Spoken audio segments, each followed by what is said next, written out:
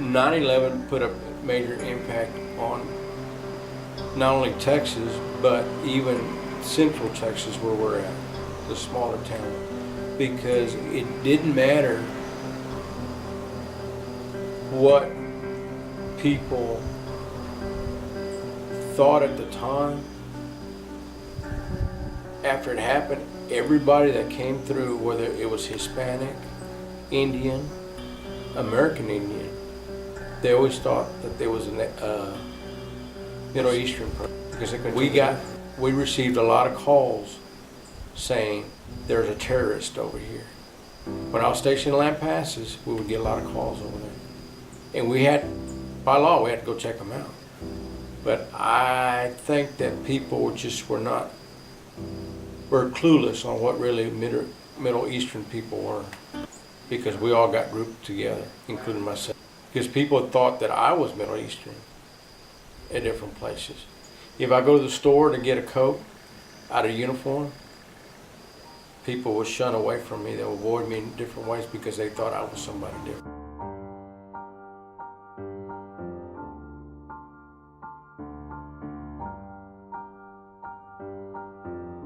My country is Dubai. It's in United Arab Emirates, so it's in the Middle East. But the last time I went was back in 2006, 2007. There would be times where I would feel discriminated, but for the most part, not as discriminated as certain people from my country who actually do dress as they're supposed to, like covered up with like their hijab. But since I'm not Muslim, I'm Catholic, so I never dressed like that, so I didn't feel as discriminated compared to those who actually wore that dress.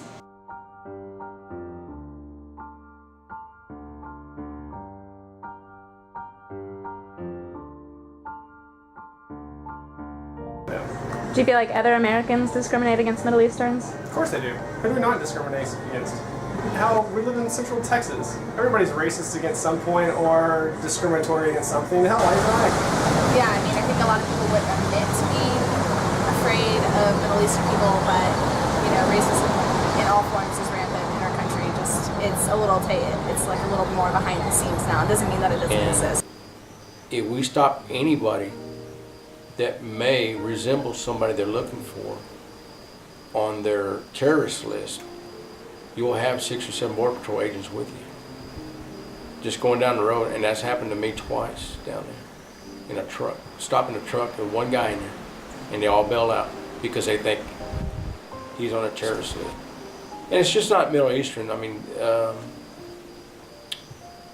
the Indians, they're getting targeted a lot because they're falling into the same group. On a national aspect, I believe there is a lot of, not just people, but law enforcement in general as well, that is not educated enough. A lot of times people perceive Middle Easterns as overall being Muslim, and that's not 100% the case, because majority, I want to say like 95% of the religion in that country is Muslim, but the other percentage, which is 10%, is Christian or Catholic. So sometimes it's kind of hard to make somebody else who isn't from there understand that, okay, I'm not Muslim, I'm Catholic, because a lot of times I will get asked, well, why don't you dress a certain way? It's because my religion is Catholic, and that's what I follow. I just feel like if everyone could just understand more about the culture and the different religions that are there, they'll have a better understanding. And if you're not schooled enough to know the difference, that this is not that one person, or they're not from that particular country, then you're going to assume they are. And that's going to get a lot of people in trouble. Or it's going to get a lot of people stopped by mere suspicion from the public. On 2 occasions, on the people calling in Lampasas area, there were people that were looking at the convenience stores to buy. And they flash pictures of suspected terrorist groups with people on the world news, and if they got a beard or they got a turban or they look like they're not from Texas, there were people calling. And of course we would go over there and check them out. And a lot of those, majority of those folks had Texas driver's license.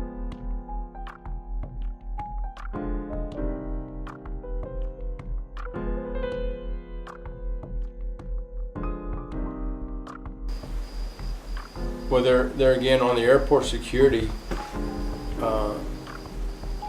You just get so much training to deal with the people, but then again, you cannot single anybody out because of their race or nationality, sex, or anything like that. So where do we stand? Either we check everybody, and I get checked a lot, even if I badge them and tell them who I am. They still check me. Since 9/11, I think pre 9/11 there was a romanticism associated with traveling and like flying somewhere and going to the airport, and it was kind of had this had more of a, I don't know, more of a organic romantic feeling about it, where now traveling is just a pain in the ass. And I think the safety part of it has kind of taken away some of its general appeal in the larger sense. Yeah, like you can't like meet someone meeting off the plane like running up. Look, that doesn't Like exist no, you have to anymore. like see him in the parking lot and be like, hey, you know, and the guy's like flagging you down. Yeah, that's what plane rides are like now. So. No. I don't feel uneasy about traveling. I don't feel anxiety about what somebody's going to come onto a plane. Because somebody's going to do something they've already done. Would you feel more anxious about traveling to the Middle East? Actually, I'd really like to go. It'd be pretty interesting to go and see different cultures, see how different people live, and get an insider's view. Actually, it's still be an outsider's view, because for the most part, from what I've heard, they're very welcoming and very open towards people. But it's not the same as being from there.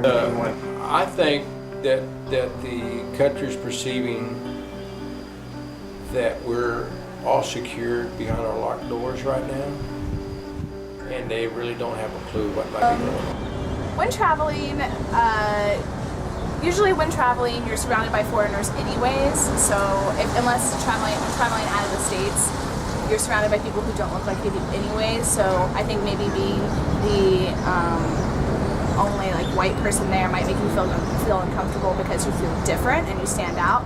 But otherwise, in domestic environments, I do not feel threatened by Middle Eastern people while traveling. Why would you televise the changes that TSA is going to do, as far as now you can carry this type of knife with you, now you can carry this type of small bottle of liquid?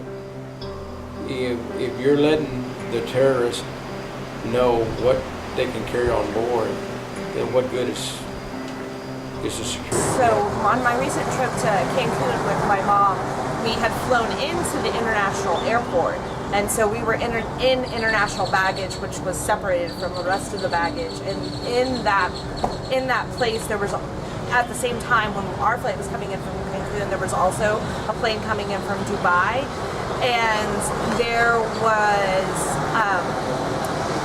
And we were kind of navigating our way through these really large groups of people, and a lot of them, obviously by their dress, and you could tell they were speaking, Farsi, or you could tell they were definitely not 100%. They were definitely not Americans. You could tell it. and when we walked out of the area where it was like the international receiving reception, or it was like international like baggage claim, and they were finally able to connect with their groups of people. This large group from Dubai was there was this one man who like rushed up to this woman and like immediately started doing like a proper greeting for someone that's like your elder or your mother. I couldn't really tell what the relationship was. And the baggage lady is like yelling at him. Like he's in the middle of like taking a moment to like probably greet someone he hasn't seen in 20 years. And this lady is screaming at him like, sir, you need to move out of the way. It's like, there was just no respect for the sacred in their moments. Like, if that would have been an American family or a soldier coming off a plane and like a parent reaching to like hug him, you know, who knows what would have been said in that moment, but for her to like, she felt the need to particularly interrupt that moment for that man and his family, and that was just sort of, I think she did that because she has a perceived opinion about terrorism and who terrorists are, and immediately associates them because of the saturated news media and kind of the story, the narrative that's been drawn up by our politicians.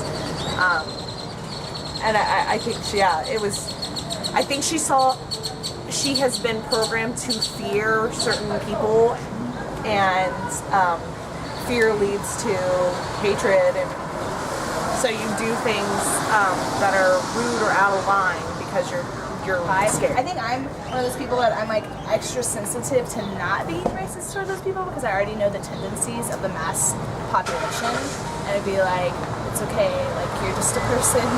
I think everybody here thinks you're. I think you should just do more research about the country and fully understand before you were to discriminate. There were times where I was just worried that I was offensive to people from different cultures, because like as soon as like at that airport, like me and my mom are the only, it happened, we kind of got turned around and we were kind of in an area I think that we weren't supposed to be, but as we're like walking by these people, and my mom with her breast augmentation is like falling out of her dress and like chain smoking right outside where they're getting into their cabs. Like for me, I was more concerned being around them that we were being offended. Well, to fix the problem, you always have to educate the public. Once you educate the public, you have to educate law enforcement officials, because the public will be asking questions. If you don't know, who they're going to turn to. They have to turn to the local law enforcement or the DPS or anything. If Texas can educate us to go in all these schools when a terrorist or somebody, a crazy person goes in there and starts trying to kill the kids or the teachers or whatever, if Texas can educate all the officers in the state to combat this, why can't they educate us enough to know what a terrorist really is? Because it's not just a Middle Eastern guy. He could be the guy next door. That's something to think about.